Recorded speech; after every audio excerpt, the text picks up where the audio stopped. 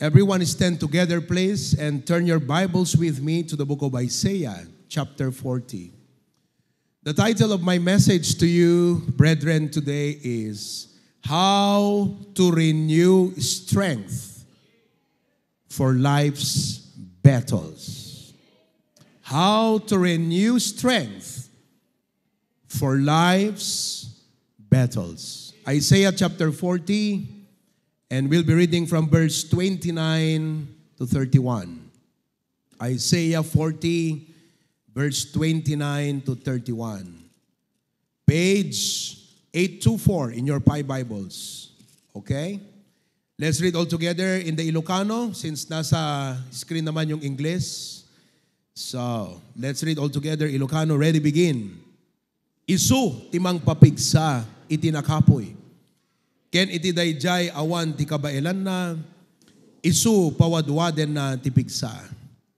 Uray pay dagiti ubing kumapoy danto, ken mabannog danto.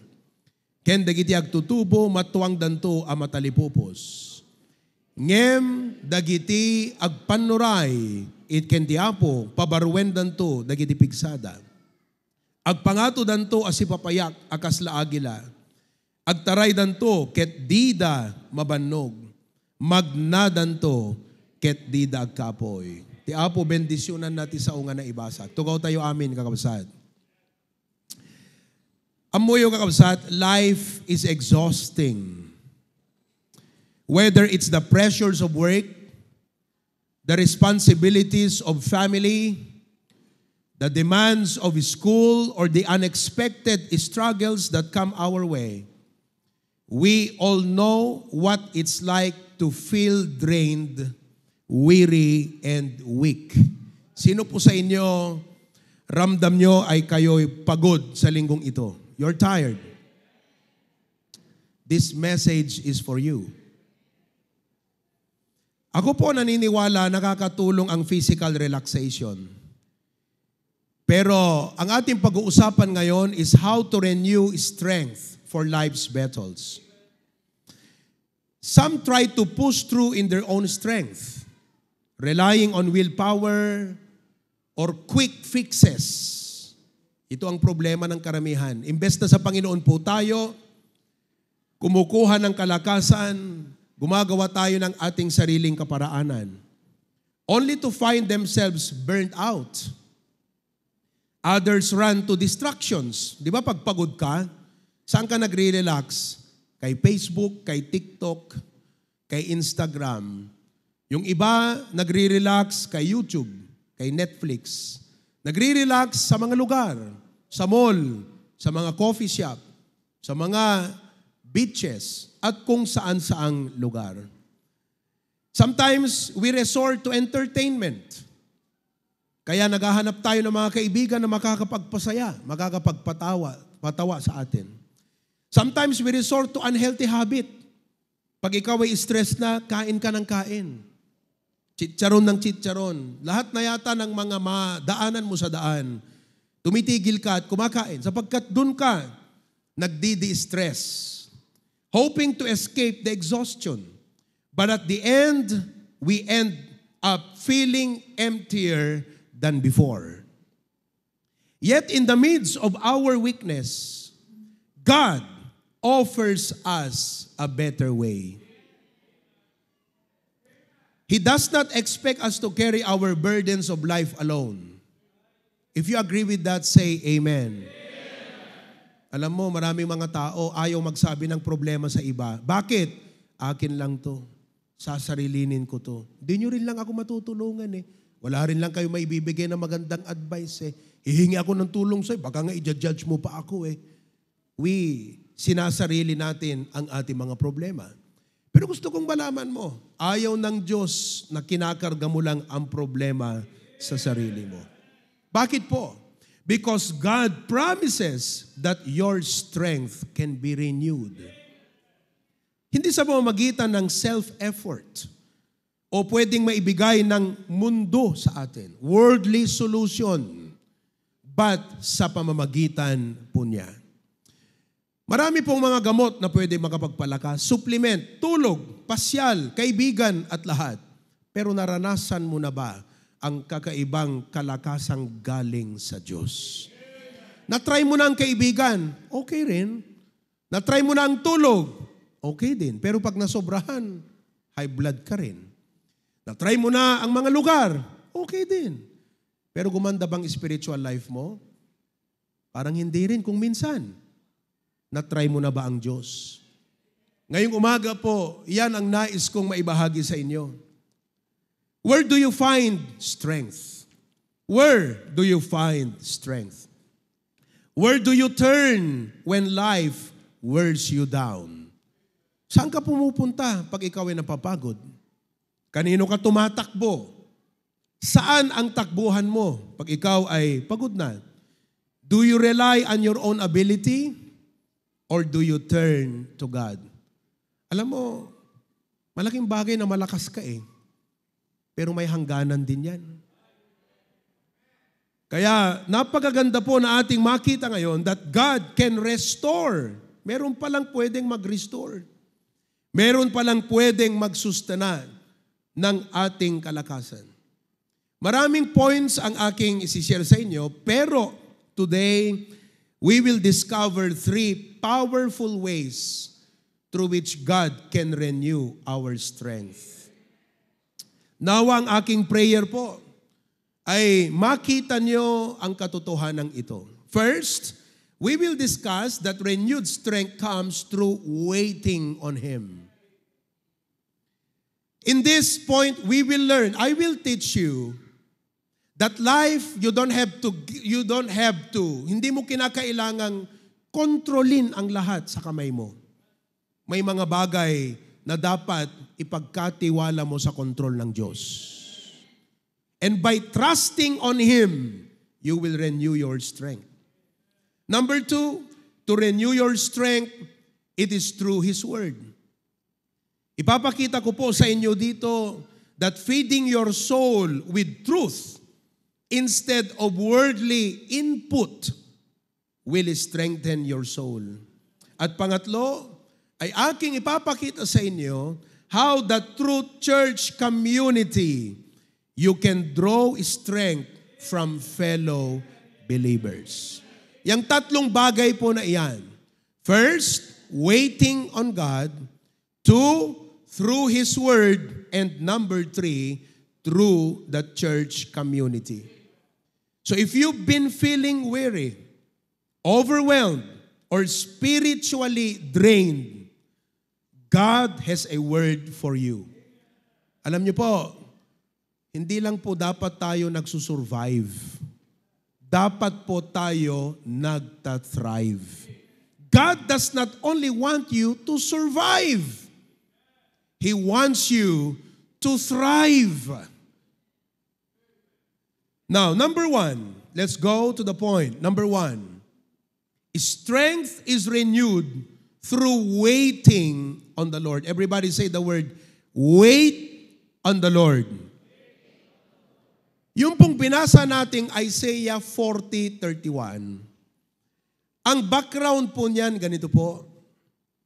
Mula chapter 1 hanggang 39, mga kapatid.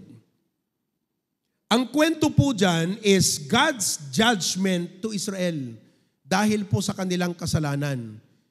Alam nyo kung minsan, yung mga pinagdadaanan mong struggle, baka paalala na ng Diyos sa'yo yan. At hindi ko sinasabi po iyan to put you down. Because even the Israelites failed God, neglected the responsibility, and God judged them. Yan po ang kwento ng first 39 chapters. Kaya nung ipasok tong chapter 40, they that wait upon the Lord shall renew their strength. Ang punto ng Diyos ay ganito. Kung nararanasan mo ang judgment, chastisement, pagpapalo ng Diyos sa'yo. By the way, importante yan ha. Pagpapalo ng Diyos sa'yo, at this point, God is telling them, kahit papaluin ko kayo, hindi ko kayo kakalimutan. Ang punto ng Diyos ay ganito. upang kaya niyong i-endure ang mga hirap dahil sa aking judgment sa inyo. God says, I will not forget you and I will ultimately deliver you. Ibig sabihin, mag-antay lang kayo sa akin. Minsan alam mo, pag nandun ka na sa hirap, sa chastisement ng buhay mo, sa judgment ng buhay mo, nadi-discourage ka. Dumarating ang time na gini-give up mo yung pananampalataya, ayaw mo nang mag-church, ayaw mo nang pumunta sa linggo, mag-prayer meeting. You try some other ways to, make your life prosper, make your life successful. Alam mo kapatid, ang sabi ng Diyos, antayin nyo lang. Tiisin nyo lang konti kasi itong judgment ko sa inyo. Babalikan ko rin kayo eh. Hindi ko kayo kakalimutan. Yun yung punto ng Diyos na if you wait upon me, hindi ka madi-discourage sa panahon na pinapalo kita. Hindi ka magbabackslide. Hindi ka panghihinaan ng loob. Sino po sa inyo nakaranas na ng palo ng Diyos sa kanyang buhay? Yes. Kaya sabi ng Panginoon sa kanila, He was giving them a reassurance. You will go through hardship. Mahirap to, sabi ng Diyos. I will put you into exile. Paaalisin ko kayo dito sa bansa. You will become a servant of a nation. Imbes na dapat kayo ang master, kayo ang lingkod. Mahirapan kayo. Pero ang sabi ng Diyos, tatandaan nyo, hindi ko kayo kakalimutan. Tatapusin ko lang yung dapat na disciplinary action ninyo. Pero ibabalik ko rin kayo.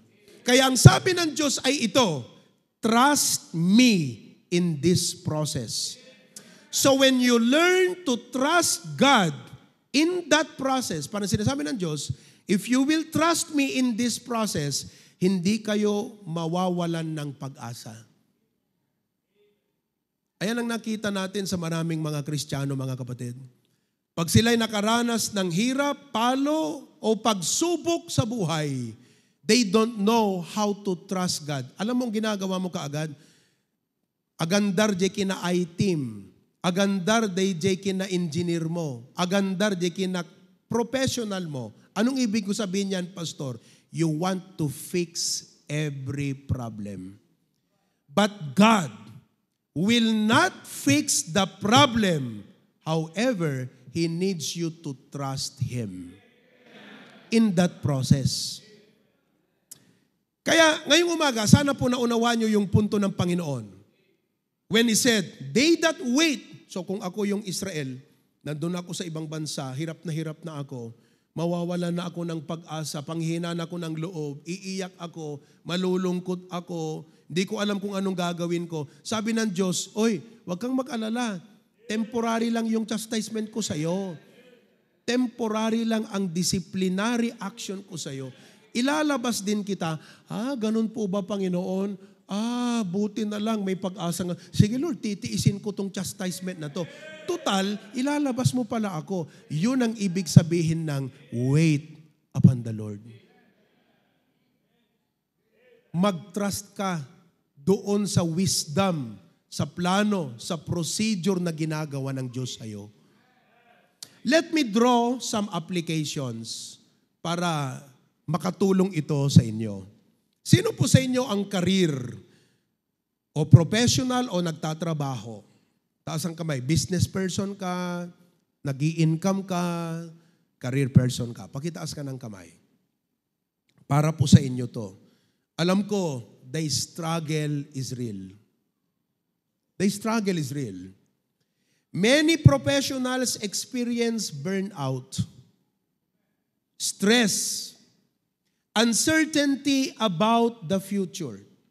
So dahil hindi mo nakikita ang Diyos at hindi mo alam na may plano pala ang Panginoon, you try to control and manipulate things in your hand. Diyan ka na burn out, kapatid. Diyan ka napapagod. Kasi akala mo ikaw ang may control ng lahat ng mga bagay. na hindi ka man lang magtiwala sa Diyos na siya, inaayos niya ang lahat and you just trust Him every step of the way. Kaya ka napapagod at na-stress because you have not learned to wait upon the Lord. You rush ahead. You make career decisions. Yung mga decision mo, ba't mo ginawa? Bakit? Na-pressure ka. Hindi mo pinag-pray, Lord, ito ba ang gusto mo? Dito ba, Lord? Hindi.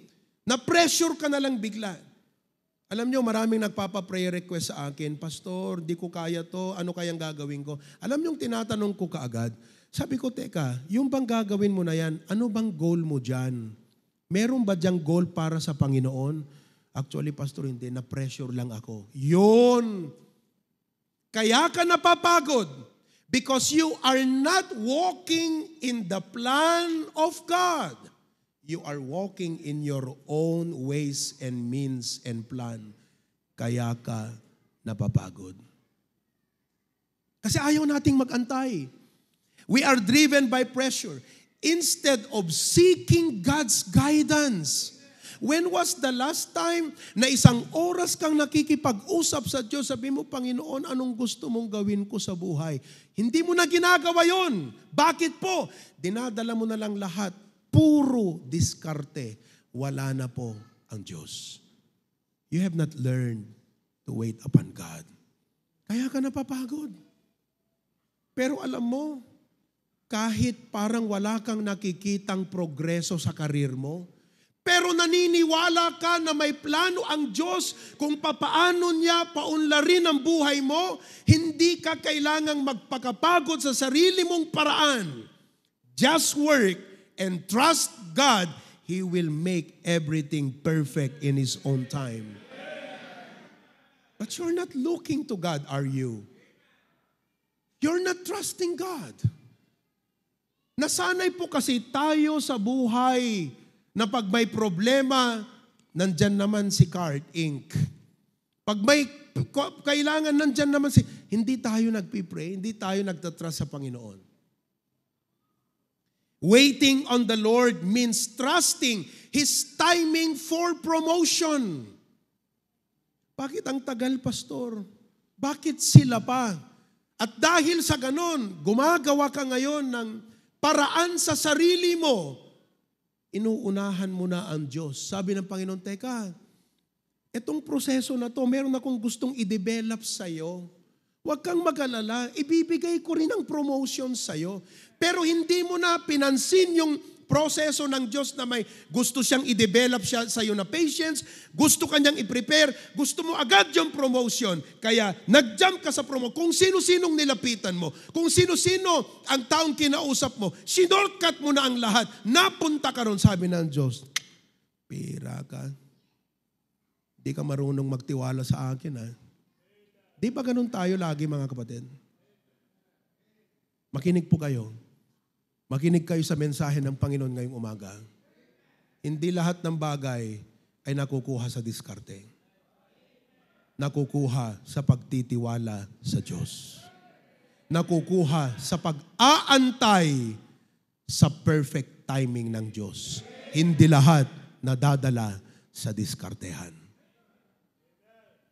Kung hindi mo matake yan, kapatid, hindi ka aangat sa pananampalataya mo. It's not about doing nothing. Hindi ibig sabihin na wala kang gagawin. But it's about working diligently. Sipag ka lang. But you will continue to depend on God for wisdom and direction. Malay mo, tinuturuan ka lang niyang tumingin sa Kanya. Pero kasi, pag tayo natuliro, nag-struggle, nung naglagaw tayo ngaminin, kakabsat ka talaga, awan ni Apo Diyoson eh. Talagang si kalatat mga ramid, ti paraan mo. Hello? Instead of exhausting yourself, trying to control everything, na hindi mo naman talaga makokontrol, why don't you trust that God is leading you? Panginoon, sabihin mo sa Panginoon, kung sa ngayon ay parang wala ako nakikitang progress, pero I put myself into your care. I know you care for me, Lord. I know you care for me, and I know you already have planned out the next steps of my life. Just lead me, dear Lord. Hindi kita pangungunahan. Ikaw ang mangunguna sa aking buhay. Parents, let's teach our children how to wait upon the Lord. Instead, ito pa, of looking at other success. Nung tinanong, ba't mo naman ginawa yan? Kasi, ang driving force niya, pressure. Nakita niya kasi yung kabarkada niya. Ayan kasi, kaka-Facebook mo, nakita mo yung barkada mo, promoted na, mayaman na, milyonaryo na-pressure ka na rin. Gusto mo na rin, agad, successful ka na, milyonaryo na siya, sige na rin, kaya pambira. Talagang pinag-aralan mo na, paano maging mayaman? Sabi ng Diyos, teka, iba yung kaparaanan ko sa'yo. But you don't want to wait on the Lord. Alam mo ginagawa mo sa buhay mo, kapatid? Nagpapakapagod ka. But if you learn to trust God, and instead of being stressed, and you trust God in His own perfect time, tapos ang ginagawa mo, you just seek God's kingdom first. Inuuna mo lang ang Panginoon. Lord, kamo, sa kanila, ang success worldly, sa akin, spiritual. At alam ko na pag inuna kita, isang araw, you will add all of these things unto me. That's waiting upon the Lord. And if you have that hope in your heart, that hope will be your strength. Do you have that hope driving you? Or it's just pressure, your ways and means and your own plan driving you? Learn to wait upon the Lord. How about this? Maybe you are facing repeated failures. At dahil puro failure, di ba kung napi-fail ka na, natutokso ka na lang na mag-shortcut. To compromise for quick success. Sige na, pirman mo na agad. Gusto natin bilhin ang ating paraan para makarating tayo from point A to point B. But if you have hope in God, you will not be afraid to remain honest. You will just maintain your integrity while others are doing a shortcut, while others are breaking the rule, while others are being dishonest. You would say, God, I know you will not fail me. Yun ang magbibigay ng lakas sa'yo na maging honest, to have your integrity and just do what is right. This world will tell you, fix it. God will tell you, be still and know that I am God. Your friends will tell you, ito, gawin mo. People will tell you, ito, gawin mo. Tapos ikaw naman, valid ang pakiramdam mo, oo nga punay failure ako ganito talagang, Lord, alam kong mali, pero pasensya ka na. Di bale, pag ako nag-prosper, magta-tithes naman ako, Lord. Di bale, pag yumaman ako, mag-first fruit naman ako, Lord. Pero please, Lord, bear me on this. Talagang wala akong ibang alam. Sabi ng Diyos, that's not my way, that's your way. Waiting upon God is just trusting Him. Na hindi mo kailangang habulin ang mga bagay sa buhay mo because the Bible says, goodness and mercy will follow you, not you following after them. Hindi ikaw ang maghahabol ng blessing. Ang blessing ang dapat hahabol sa'yo sapagkat ang Diyos, sabi ng Bible, He commandeth the blessing. All you should care about is your relationship with God, your service to God, your worship to God. Do what is right. Be faithful to the Lord and trust that in His perfect time, He will realize His plan in your life. Ang ganda po kung isang araw tumayo ka rito, ganyan ang resulta ng patutuo mo. Mga kapatid, kamo, ang natutunan kong pananampalataya, ay ang pananampalatayang marunong mag-antay. Ako po dati, madiskarte akong tao. Kahit hindi ako magpipray, kayang-kaya kong, I am so creative, I am so resourceful. Kahit walang prayer, kayang-kaya kong gawa ng paraan lahat yan. But I realize, hindi pala lahat ng bagay nagagawa ng sariling paraan. Dahil ang Diyos may sariling kaparaanan din. At dyan ka dapat magtiwala sa Kanya.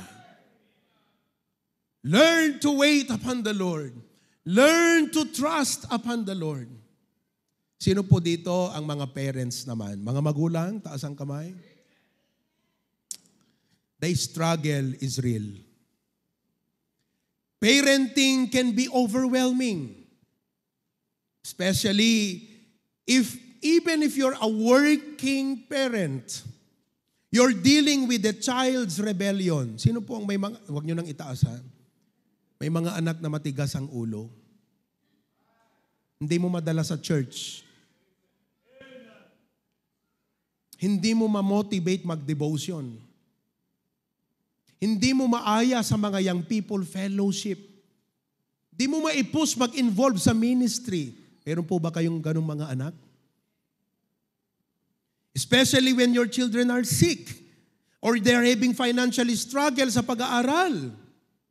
Waiting on the Lord means praying for wisdom in parenting instead of reacting emotionally. Tayo kasing mga magulang, kung mayroon tayong ayon sa mga anak, gusto natin magbago kagad. Hindi natin alam, God can change the heart, not you. We can only parent them, but there is a God who can work in the hearts of our children. It's about being patient as you guide your child. Magkakaroon ka ng renewed strength bilang magulang in parenting your children kahit may mga anak ka na hindi mo maakay sa church, ang hirap i-push sa ministry, pero hindi ka mawawalan ng pag-asa. As a result of trusting God, dahil alam mo, Lord, kung sa akin lang, hindi na ako pinapakinggan ng anak ko, pero pag nanalangin ako, papakinggan mo ako. If my child cannot listen to me, I know you can make him listen to you. So instead of reacting carnally, instead of reacting emotionally, you just take him into the Lord in prayer. That's waiting upon the Lord. Palagay ko, ito yung talagang struggle na dapat maunawaan ng bawat isa sa atin ngayon. Hello? Trusting that God is working in their heart. And even when you do not see immediate change, and instead of growing in despair, just hope in God. Naniniwala ba kayo na isang araw, maaakay nyo rin yung mga anak nyo rito sa church? Isang araw, napipicture nyo ba na yung anak mo, when God works in his heart, babalik yan. And it's not you who will make him come back to God. You will just do your part, of course. Hindi ibig sabihin na wala kang gagawin. But you will trust God. Kung wala kasi itong waiting na mindset, kapatid, kung wala kasi itong trusting na mindset na siyang magbibigay sa iyo ng pag-asa na yung hindi forever na ganyan yung anak mo dahil ang Diyos kumikilos din sa buhay niya, hindi ka po nawawalan ng pag-asa na i-parent yung anak mo eh. Waiting is very important to renew your strength. How about the students? Sino pong mga estudyante rito? Taas ang kamay. The struggle is real. Many students feel exhausted from academic pressure. Masipag magbigay ang assignment ng mga teachers niyo. Masipag magbigay ng quiz exam. Matinding mag-compute ng grade. Mas accurate pa sa calculator. You are stressed with the uncertainty about the future. At ano pang stress ng mga kabataan? Comparison with others. Why can't you be like him? Tapos pag magulang, bakit anak? Ito, kaya niya. Ba't ikaw hindi mo kaya? Stress ka ngayon. Napipressure ka. Nadidisappoint ka sa sarili mo. Nagagalit ka sa sarili mo. Bakit meron silang kaya na hindi mo kaya sa sarili mo?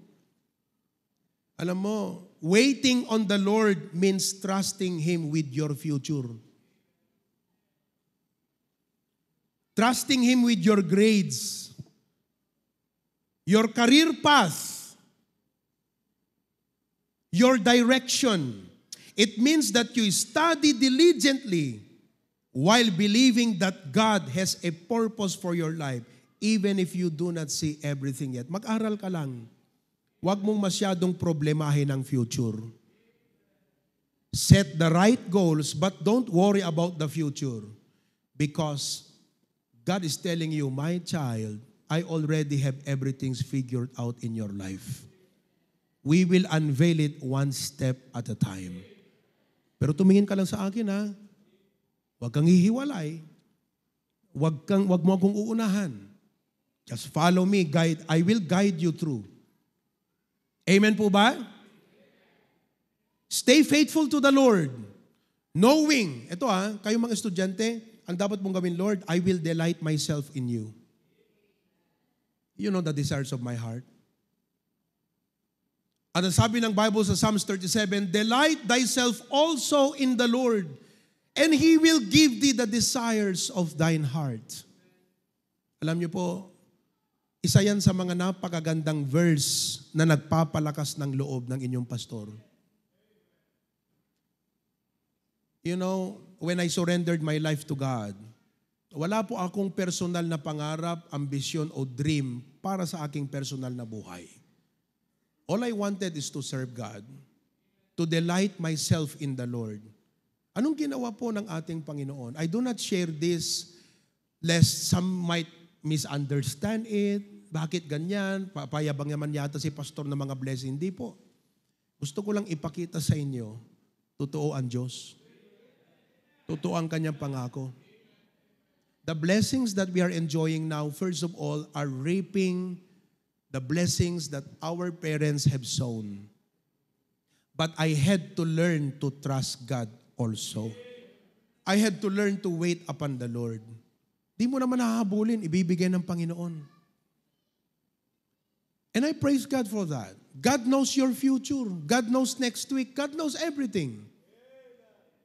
Trust the Lord. Amen?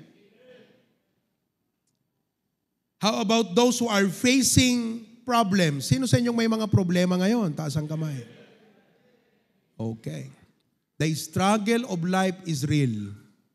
Correct?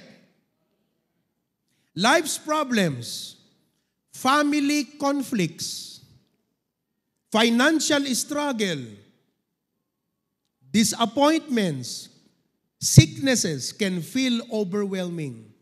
At alam niyo, ang gusto natin, instant solution. At dahil hindi natin ma-solve, we get discouraged when things do not change immediately. Nagbayag mo ti papel kon. We get discouraged. Isip tayo ng paraan. Kasi nga po, agandar, di kina mechanic mo, di kina I-team, di kina engineer mo, you want to fix problem. But God says no. We are not fixing a problem now, anak ko. Trust me on this. We'll get your problem fixed later. But not this time. Ikaw naman, ayaw mo yung kaparaanan ng Diyos. Paraan mo pa rin. Hindi ba ganun ang ginawa ng Diyos kay Pablo? Sabi ni Paul, Lord, tanggalin niyo po itong thorn in the flesh. Yung sakit ko na to. Ano sabi ng Diyos? Paul, ako nagpapagaling ng sakit, Pablo. Marami akong pinagaling na may sakit.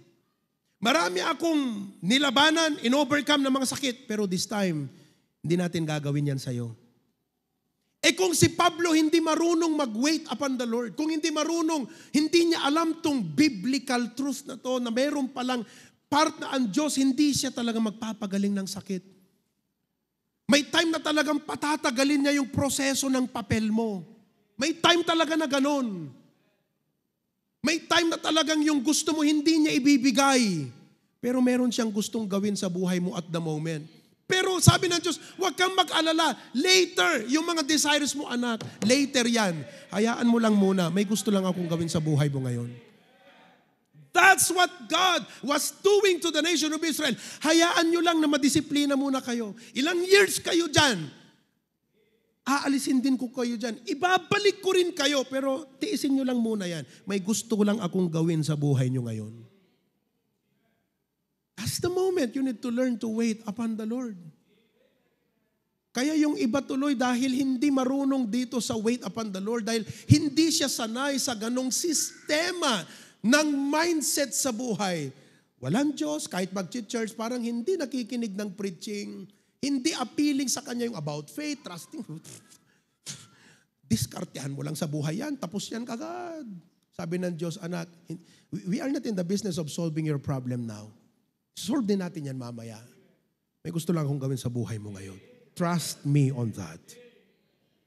And that's the time you have to wait upon the Lord. Yung bang ikaw yung iisipin mo, ako yung magaling pero bakit hindi ako nasa taas?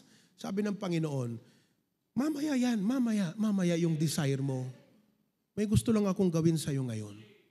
When you learn this truth of waiting upon the Lord, kapatid, you will renew your strength. Amen po. You will avoid unnecessary troubles. Waiting on the Lord means trusting that He is working even when we do not see immediate result.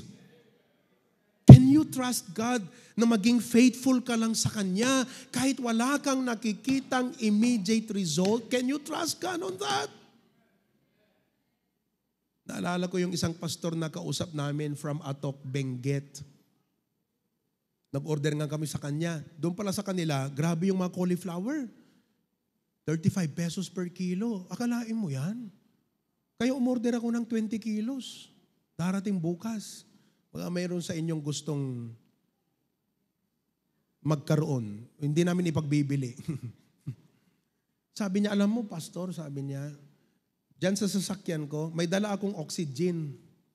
Kasi pag umatake yung puso ko, mag-oxygen lang ako. So, grabe ka. You're a ticking bomb. Anytime you die, pastor. Oh, pastor. Nag-start niyan nung ako nag-backslide. May panawagan ng Diyos sa akin, tinakbuhan ko. Nagkaroon ako ng sakit ng puso. Nagkaroon ako ng sakit ng puso, tsaka ako bumalik sa Panginoon, nagsuko ako ng buhay. Hindi na inalis ng Diyos mula noon hanggang ngayon. But I learned to wait on God. Nagtrabaho po siya as a pastor doon sa Atok, Benguet. Sabi niya, alam mo, pastor, 8 years akong nag-soul win, 8 years akong nagdo-door knocking, 8 years akong nagpi-preach, nag-babysittation, walang naniniwala sa akin. Walang naniniwala sa preaching ko, walang na-save, wala kahit isa. Romans 3:10. Alam mo, pastor, after 8 years, merong isa na na-sharean ko, na-save. Tumanggap sa Panginoon, tuwang-tuwa ako sapagkat nung siya'y na-save, pagkatapos niyan, 14 ang binaptize ko kaagad. Sabi ko, paano nangyari yun, pastor? Sabi niya, kasi po, 12 ang anak, tsaka sila mag-asawa, 14 silang lahat. Pero 8 years, kung ikaw yung tao na sanay ka sa ministry na dapat may tao agad, dapat may masave agad, na wala kang ganong sistema sa isip mo, iiwan mo yung gawain Kaya marami po sa atin ang gumagawa ng maling desisyon dahil hindi natin natutunang to wait upon the Lord. Wala sa sistema natin yan. Wala sa sistema natin na ang Diyos may proseso muna sa buhay natin. Ayaw natin yon. We want our own plan, our own processes, our own ways, our own means. That's why we make a lot of wrong decisions in life. Kapatid, sinasayang mo lang yung pagkakataon mo. Hindi worth it. Sinasayang mo rin yung inihanda ng Diyos para sa'yo. You know? Anyway, let's continue to move forward. God's delays are often for our development. Instead of rushing ahead, trust that He is preparing you for something greater. Don't miss the plan of God for your life. Don't rush.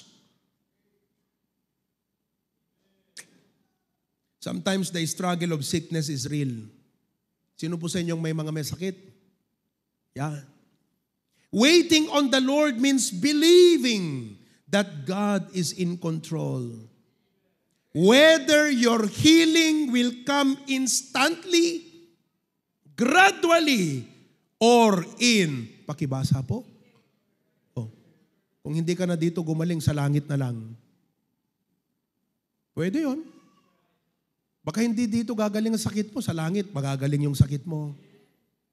But it's about finding peace in God's presence rather than just in the outcome. Pabayaan mo na ang Diyos kung gusto kanyang pagalingin o hindi. Basta mag-faithful ka lang. Kasi kung hinahabol mo yung kagalingan, nasabi ng Diyos, hindi muna ngayon, mati-discourage ka, mau-offend ka, magko-question ka.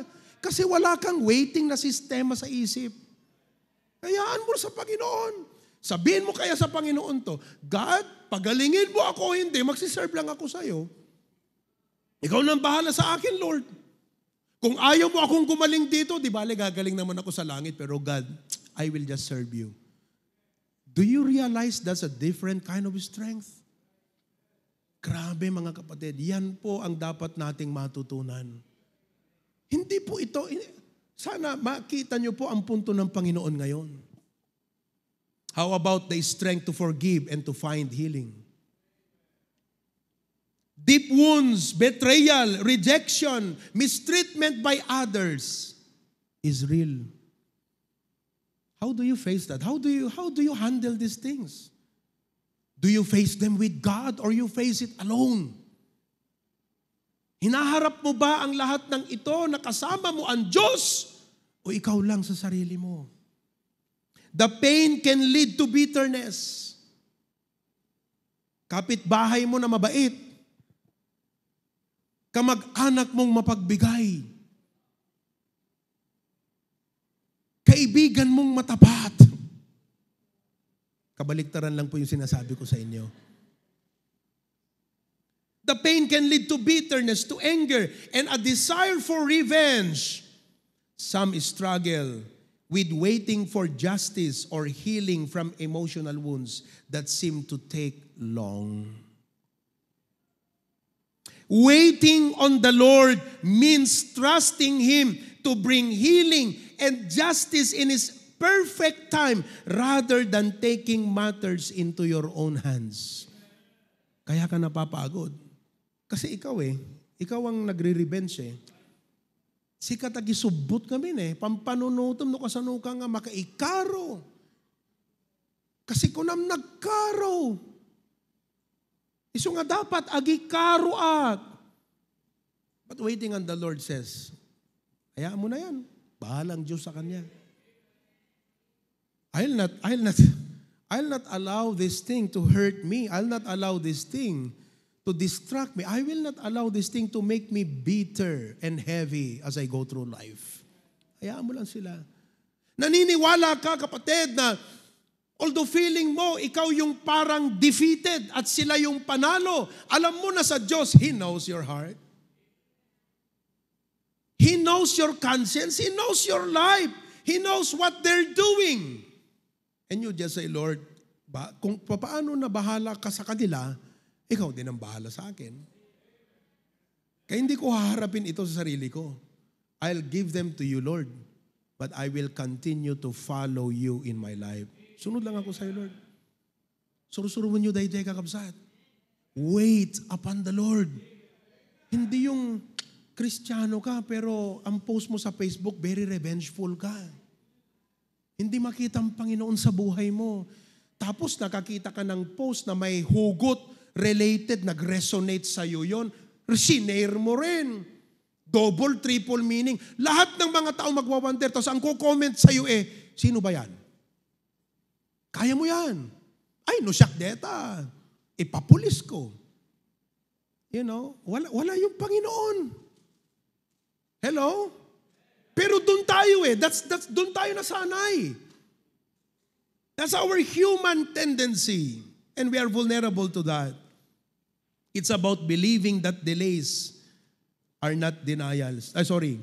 Waiting on the Lord means trusting Him to bring healing and justice in His perfect time, rather than taking matters into our own hands. Waiting on the Lord means trusting Him to deal with those who wronged you rather than taking revenge. Kaya ako, kinakalimutan ko na yung mga taong yan eh. I-unfollow nyo na kasi para hindi nyo sila nakikita sa Facebook nyo. Para kahit anong post nila, hindi ka na affected. Paano? Pagigising mo sa umaga, yun lagi yung utak mo. Anong bago doon sa taong yun? Tingnan mo yung mga comments. Hello? Hayaan mo na. Let God deal with them. Ang punto ng Diyos, anak, huwag ka doon sa kanila nakatutok. Tutukan mo yung gusto kong gawin mo. Mag-ministry ka, mag-church ka, mag-serve ka sa akin, wag sila. Akong bahala dyan. So pag naunawaan mo yan, kapatid, you will feel a sense of freedom. Na yung mga tanikala na yan, na siyang nagpapadepress sa'yo araw-araw, biglang mawawala. And you will experience renewed strength. It's about surrendering the pain to God, allowing Him to work in our hearts, and choosing to move forward in faith rather than staying stuck in bitterness. Ang ganda po ng sinabi ng Psalms 46 verse number 10. Be still and know that I am God. You know what God is telling you? Talna ka. Diyos ako, kung bahala dyan. I will be exalted among the hidden. I will be exalted in the earth. Mga kapatid, I hope that you learn to wait upon the Lord. Alam ko marami sa inyo ang personality, ang temperament. Talagang problem solver ka. Fixer ka. But there are times, kapatid, na hindi ka dapat sa sarili mo lang kaparaanan nakatingin.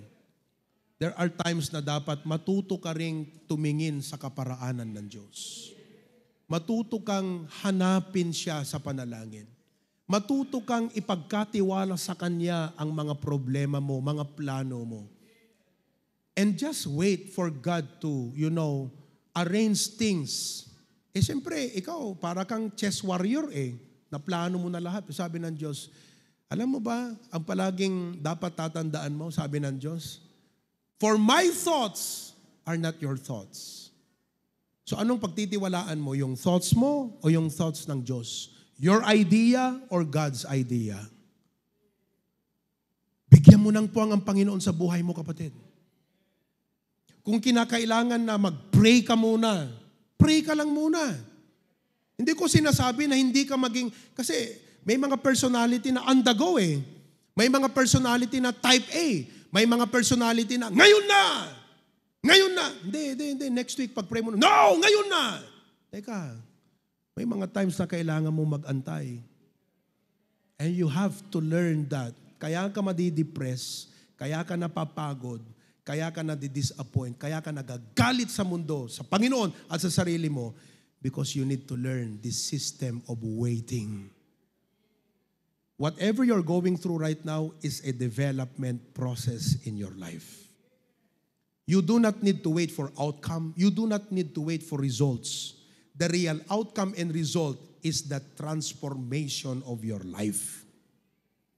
My thoughts are not your thoughts, neither are your ways my ways, saith the Lord. Verse 9, for as the heavens are higher than the earth, so are my ways higher than your ways, and my thoughts higher than your thoughts. Diyan mo makikita na sasabihin mo isang araw, alam nyo kapatid, ito lang yung naisip ko, pero grabe pala yung naisip ng Diyos, mas matindi. And I learned to trust God. Amen po ba? Amen. Allow me to close with this as a conclusion. Idagdag ko nga lang yung point number 3. Kasi po, bilang inyong pastor, malaking bagay itong waiting upon the Lord. But let me just give to you the last point. How do we renew strength through the church community? Alam niyo po, Hebrews, we go through that. Sabi doon, not forsaking the assembling of yourselves together. Nakalagay dyan. Ito lang po ang sasabihin ko sa inyo. Sa biyaya ng Diyos, all around, Lawag, Pasukin, Australia, all around, we are growing to become a church God intends us to be. Hindi po tayo perfect. Pero alam niyo po, lumalago tayo. Not really in numbers. Obviously, lumalago sa numbers. But I see our church growing in quality. Salamat sa Panginoon. And you know, I would like for you to realize that more than any friend, more than any family, relative, or loved one, the church could be a place of refuge for you. We are growing to become that kind of church. A refuge for people. Kaya po unti-unti, nagtitrain tayo ng mga tao papaano mangyari itong bagay na ito. Praise God, this week, gusto ko lang ipakita sa inyo how that by connecting yourself to a group na hindi kayong, ayoko yung grupo na yan, ayoko yung leader na yan, ayoko yan. Baka ganun ang utak mo, kapatid. Kasi akala mo yung church, judge ako niyan. Hindi, tinutulungan ka nga eh.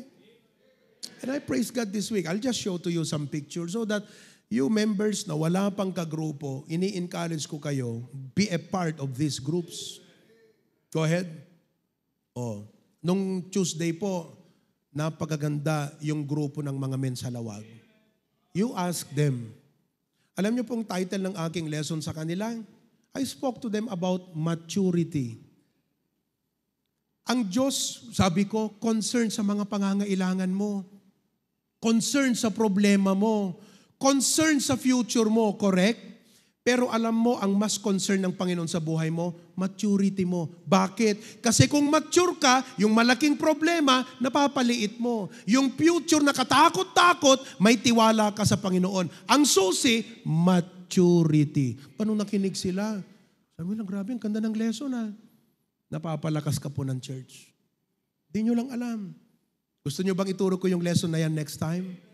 Kahit kaunti ang pera mo, pag matured ka, napaparami mo. Pero kahit marami kang pera, pag immature ka, nauubos bigla. Maturity is the key. Yan po yung topic ko sa kanila. So anong nangyari po? Nag-improve ang kanilang pananaw sa buhay. Gagawin ko yan na yan. Kada Martes yan, kapatid. Kaya ngayong Martes, kayong men sa Lawag, magkikita tayo ulit.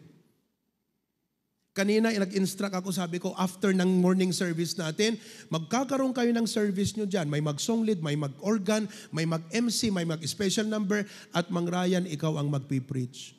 O yun, encouragement sa kanila yun. Sa Australia, ganun din kanina.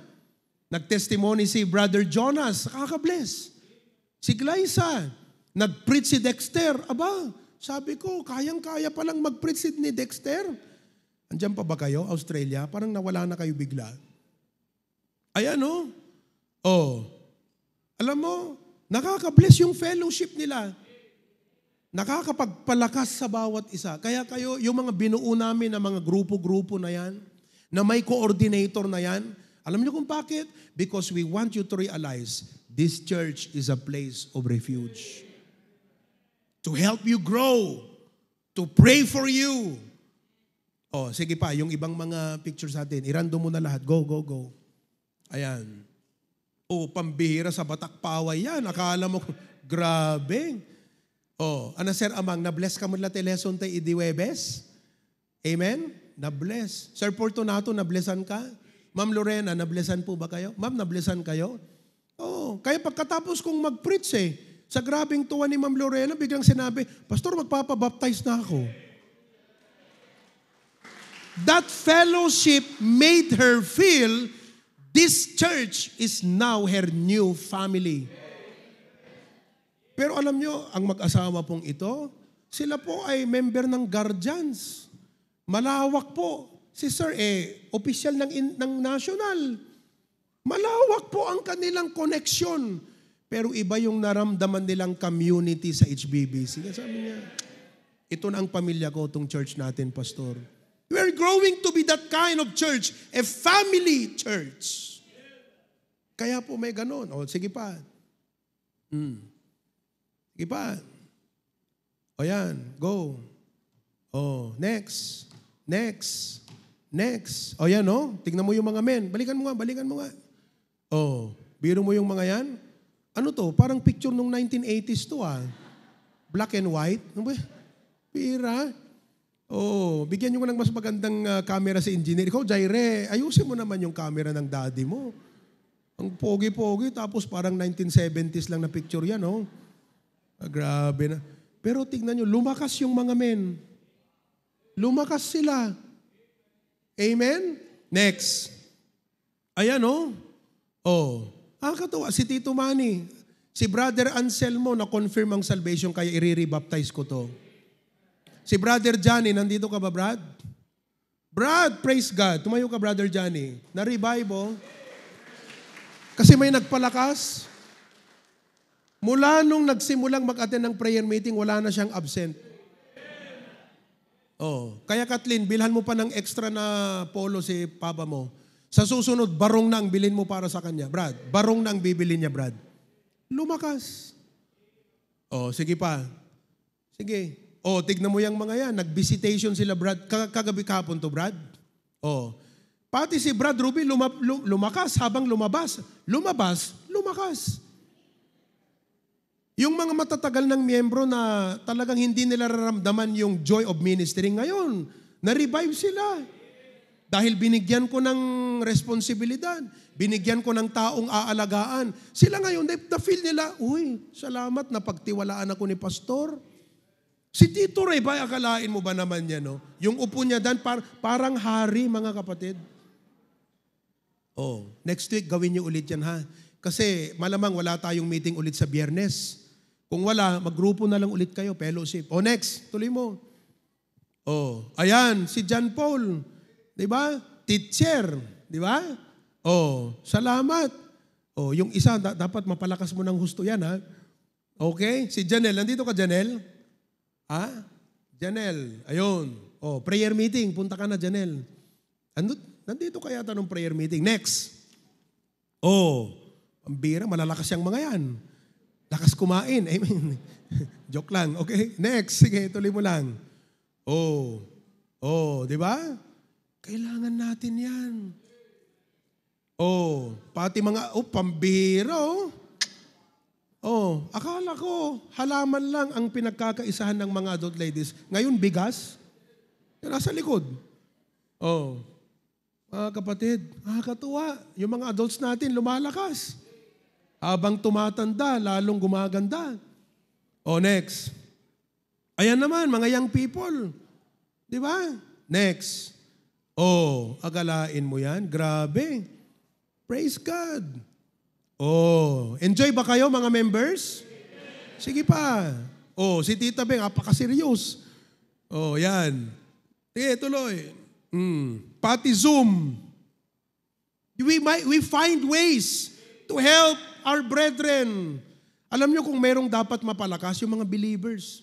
Kasi sila po ang susi ng Panginoon sa bayang ito. Meron pa ba? Wala na? Marami pa. Oh, tuloy mo na. Ayan, oh. Oh, praise God. Kita mo niyan? Pasukin. Oh, praise God for that. Sige lang. Oh, ayan. Kita nyo?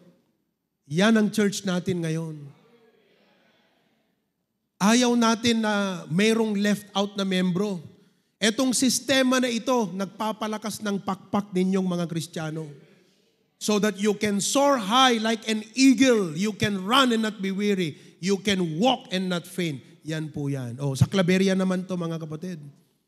Ha? Kita mo? Lumalakas tayo. Sabi mo sa katabi mo, power. Elsen, ha? Higing power tayo. Lumalakas. Sanchez Mira. Ayan. Oh, di ba? Katuwa. It's about time na makita ninyo that real strength comes from waiting upon God. And you need a church community to support your strength. Ayan o, Dingras. Sige pa. Oh, grabe. Palakpakan nyo naman. Batak Paway. Oh, grabe. Kahit sa call. Oh, Bintar. Oh, Biro mo yan. Sarat. Pambira talaga. Apari. Oh. Diba? Wala bang picture ng Australia nung last Sunday? Oh, sige. Grabe, lakas kumain ni Alfiera. Oh, 28. Oh, BYL. Ito yung young people.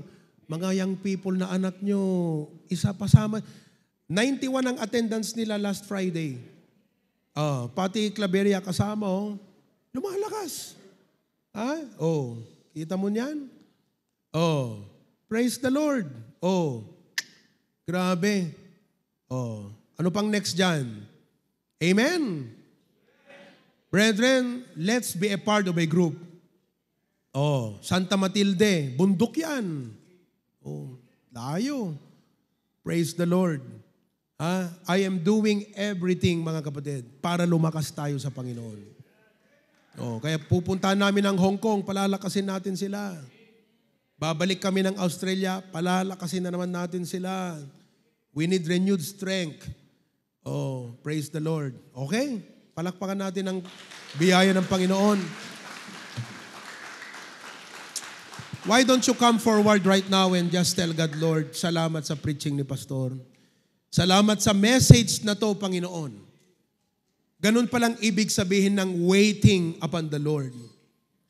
Kapatid, I wish I can tell you that life will be easier. But I can tell you that with God, life may go harder. But with God, it becomes better and greater. Hindi po gagaan ang buhay mo. Maraming problems yan. But with God, you become better and you become greater. Why don't you come to God and say, Lord, I entrust to you my life. Halip po kayo. Come forward. If you cannot kneel down, you can stand. But let's take this moment of prayer with God right now. Surrender your plans to God. Stop relying on your own ability and trust God's wisdom. God sees your struggles. Lean on Him. Parents, fill your home with prayer and the Word of God. Students, don't run to distractions. Run to God. Huwag kayong tumakbo sa mga makakasira sa buhay nyo. Tumakbo kayo sa Diyos.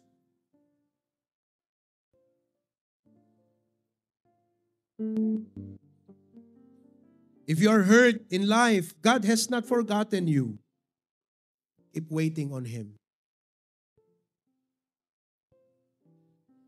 There are things beyond your control, but God is in control. He is on the throne. Thank you, Lord. We know that life will not get easier.